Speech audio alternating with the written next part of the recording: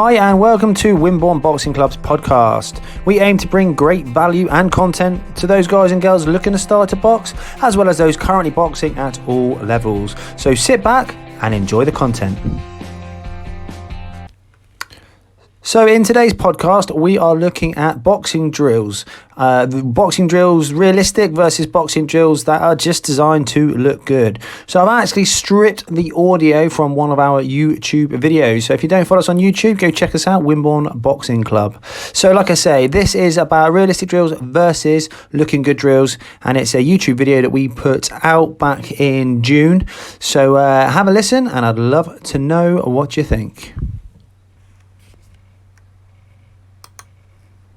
So, today, as I've just shown you, we are talking about looking good drills versus actual realism. So something you can actually transfer into sparring now and into your bout. Now, I've used, obviously, Floyd Mayweather, and he's very well known for his pad drills and his long combinations. The question is, now this is obviously one extreme, this is probably very extreme, but the question I have to ask is, how does that transfer over into bouts and into sparring first and then into bouts? Now, this whole topic does open loads more questions, which again could be further videos. But I'm going to try and stick to the point of looking good versus realism. So, like I said, the Mayweather pad work is a perfect example of that.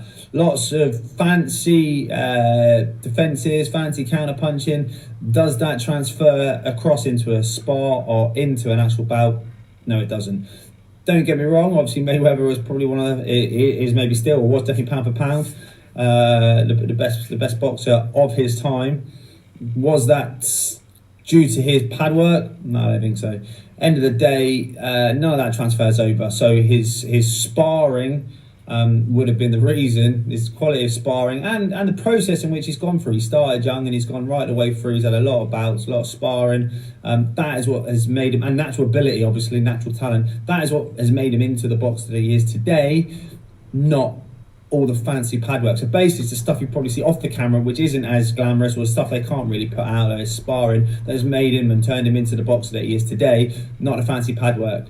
So we have now youngsters and some coaches that love to put together all these long combinations, but you've got to ask yourself, does that transfer into a bout? Am I helping my athlete with these drills? Are they transferable at all? And if the question is, or the answer, sorry, is no, then we've got to be asking ourselves, why are we doing these drills?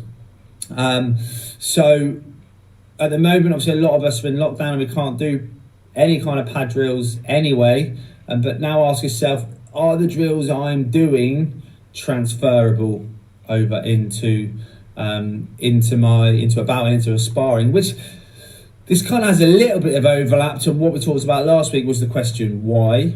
So again, going back to sort of this week's topic, you've got to make sure that the drills that you're doing do transfer over. So we could be looking at maybe drills that require decision making. So hitting a pad, there's no decision for the boxer to be made. So you could even question, is pad work actually a great drill to be doing when we're preparing for bouts, we're preparing for sparring? Don't get me wrong, pad work 100% plays a part in training, but as a coach, we've got to look at how big a part does it play, and how are we making it transferable, and when are we using it in a boxer's progression? So lots of different questions you can ask yourself about pad holding. But if we are going to be doing pads for our boxers, which of course we will, we got to understand what we're trying to work on. Are we trying to work on a technique? And that's fine. We're trying to work on a bit of fitness, a bit of conditioning. All that's fine. But like I say, as coaches, we've got to know why we're taking our boxer on the pads. But if we actually really want to prepare our boxer for sparring and for bouts, then the drills we've got to be doing have got to be I personally believe, decision-making drills. So none of this isolated technique training, which again I posted about yesterday. They've got to be decision-making drills, which will then transfer over into sparring and into bouts.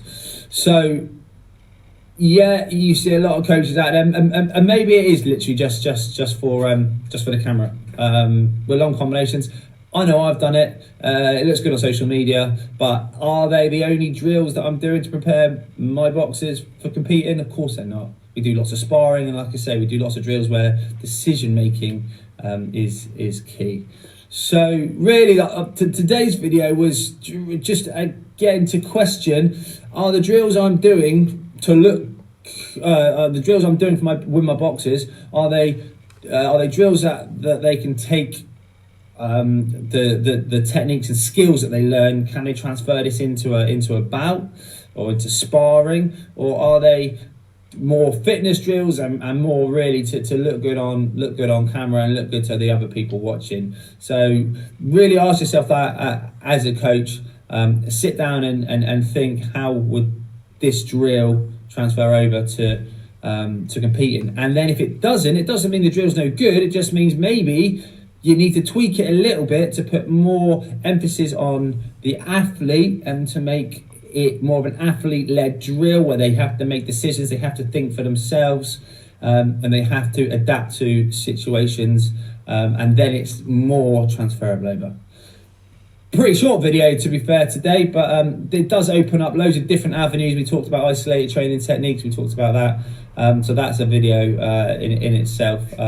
So there are a few other things, a few other questions that we could probably ask, even how effective is pad work for a boxer's training, how effective shadow boxing, how effective is bag work, all these things. We could put videos together and talk in more depth, but like I say, the coach's corner is the idea of just putting something out there, giving you something to think about, and then commenting below your thoughts. Like I say, everyone's got an opinion. This is just my opinion, and I love to speak to other coaches or even other boxers. Tell me what you think, but comment below. Let's have a debate, let's have a discussion, and let's see what we come up with. But I do believe we can all help each other out, so like I said, I'd love to hear your thoughts. So there you have it. They're my thoughts on realistic drills versus looking good drills. As I mentioned in that video, I would love to hear your comments. So either comment below on this or ping us an email or find us on our social media. We're on Facebook, Instagram, we're all over the place. Find us, message us. I'd love to chat more. But yeah, have a think. See how if you're a coach, you can bring it into to your current training. If you're a boxer, see how maybe you can tweak some of the drills you're doing to make it more realistic and more transferable. Guys, thanks for listening to the podcast, and I look forward to bringing you another one really soon.